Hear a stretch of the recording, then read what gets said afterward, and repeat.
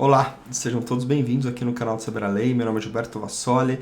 Nesse vídeo nós vamos tratar especificamente sobre o que diz a regra de transição prevista no artigo 16 da Emenda Constitucional 103 de 2019, a famosa, conhecida regra da idade progressiva, que veio aí com a reforma da Previdência Social.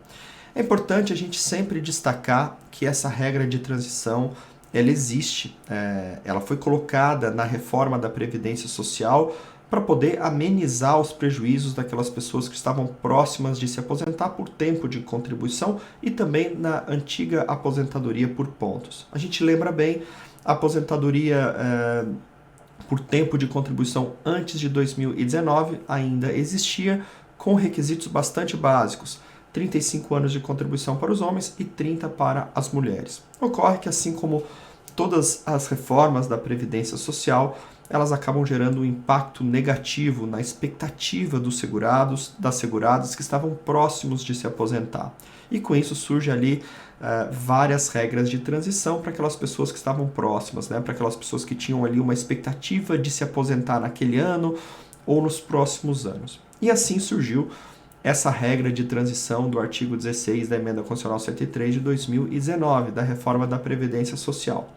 Atualmente, essa regra ela está ativa e ela prevê dois requisitos bastante básicos.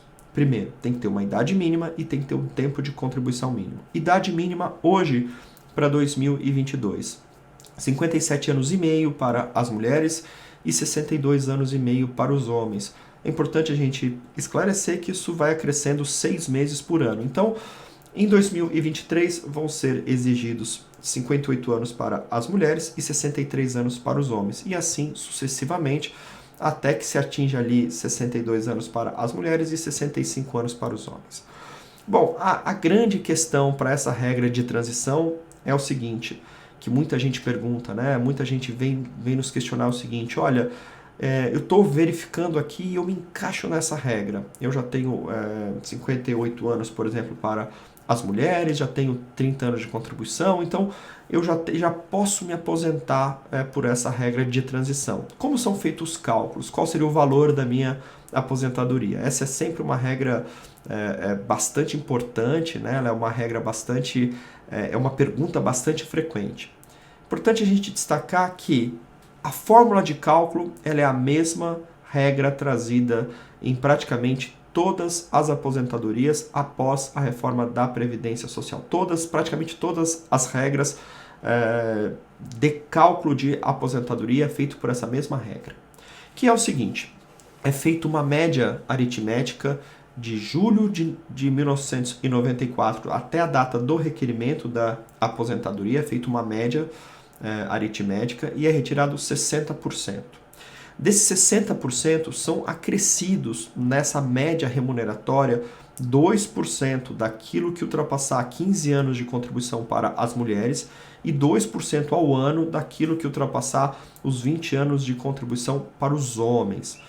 Então vamos tentar aqui fazer um cálculo simples e que para poder explicar mais ou menos de forma prática quanto seria o valor desta aposentadoria.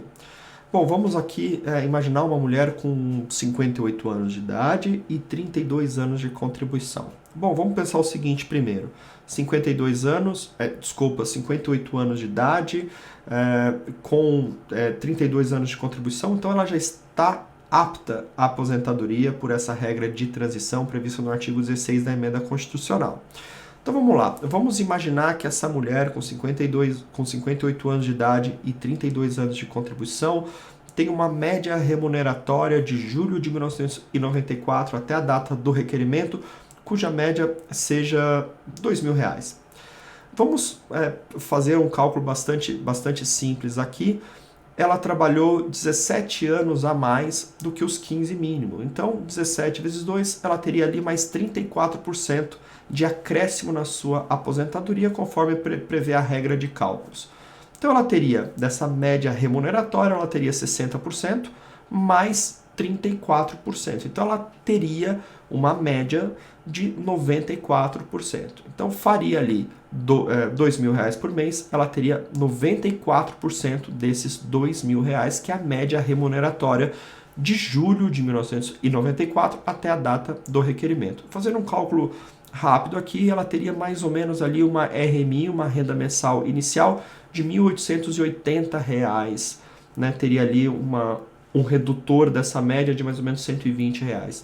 Então veja, é uma regra de transição importante, principalmente para quem tem um tempo de contribuição como esse exemplo. A gente viu que o redutor não é tão drástico assim neste exemplo, ela teve uma redução de R$ 120, mas o que a gente sempre aconselha é que a pessoa faça testes, né? Nós não temos apenas essa regra de transição, né? Para este caso, será que se ela trabalhasse mais alguns anos, ela poderia se encaixar talvez na regra de pontos, ou talvez numa regra que o cálculo fosse melhor, como a regra do 100%, que nós já falamos em outros vídeos. Então, o que a gente sempre pede é que, mesmo quando você já esteja consagrada, você já esteja apta ou apto a se aposentar em uma determinada regra de transição como essa, é importante que você realize cálculos, que você realize simulações para saber se outras regras de transição não são mais benéficas para você. Então a gente sempre, mais ou menos aqui, né? Essa regra de transição ela é muito boa para aquelas pessoas que têm ali, para as mulheres que têm entre 57 e 61 anos, e para os homens de 62 anos até 63, 64 anos.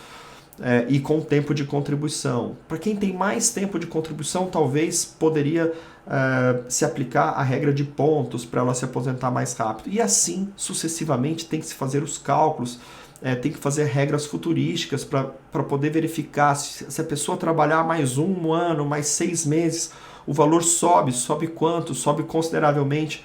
Então, neste cenário de reforma da Previdência Social, a gente não pode olhar apenas para uma regra de transição. Não é vantagem para o segurado que completou ali o seu requisito, como esse que nós falamos, 57 anos e meio para as mulheres com 30 anos de contribuição, dar entrada sem realizar um cálculo prévio, sem realizar um planejamento mais específico. É importante, a gente inclusive já tem outros vídeos sobre isso. As pessoas se apoiam muito naquela regra prevista que o INSS é obrigado a fornecer o melhor benefício. E é mesmo, é de fato. Ocorre que o INSS não é obrigado a fazer projeções futuras para você. Ele analisa a situação presente. Quais são as possibilidades daquele momento? É isso que diz a lei. Então, é importante que você, segurado, se previna, realizando cálculos para frente. Por exemplo, quanto seria a minha aposentadoria se eu esperasse 1 ou 2 anos ou 6 meses? Este cálculo que projeta o seu tempo, as suas contribuições para o futuro, o INSS não faz voluntariamente. O servidor que vai te atender para conceder a sua aposentadoria não vai realizar. Então, a gente sempre pede prudência, porque a gente tem visto muitos casos de segurados que tem mais de uma opção e acaba precipitando no momento do requerimento da sua aposentadoria. Essa é uma regra de transição pela qual nós estamos falando neste vídeo, bastante importante.